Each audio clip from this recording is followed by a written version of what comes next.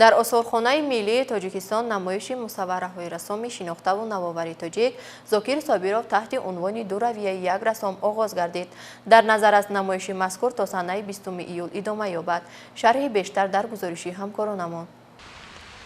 در آثارخانه ملی تاجیکستان نمایش مصوره‌های رسام شناخته تاجیک زاکر صابیروف آغاز گردید که در آن نمونه‌های برجسته ایجادیات او در سمت طبیعت‌نگاری، آرایشات صحنوی، معماری، چهره‌آفری و دیگر اصول‌های رسامی در دو رویه نورواریزم و تنواریزم به نمایش گذاشته شدند. باید گفت که راه زاکر صابیروف در فرهنگ نقاشی ملی و جهانی پدیده جدید محسوب شده با ویژگی‌های ایجادی و عنصرهای طبیعیشان همچون ثروت ملی تاجیکی اعتراف می‌شوند. نقاشی‌های زاکر صابیروف تصویر زیبایی‌های حیات، ابرازهای واقعی و بدیعی، چهره‌های سرشناس ملی و بین‌المللی و فراگیر موضوعهای حساس تاریخ و فرهنگ و تصویر لمحه‌های گوناگون زندگی انسان‌ها و ملت‌ها از تاریخ تمدن بشری میباشد که در قالب تنظیم نور و شکل دهی متا تصویر می‌یابند. رویه‌هایی که از جانب زاکر صابیروف اختراع شدند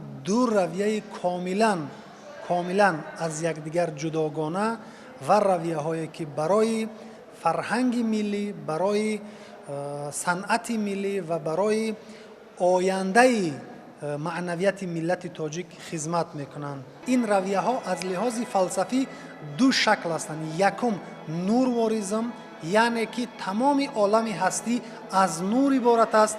دوم تنواریزم، هر چیزی که در جامعه وجود دارد، در دنیا وجود دارد، در عالم هستی وجود دارد، رسام اون را به قالب جدید در آورده برای عالمیان پیشنهاد کرده ایستاده است.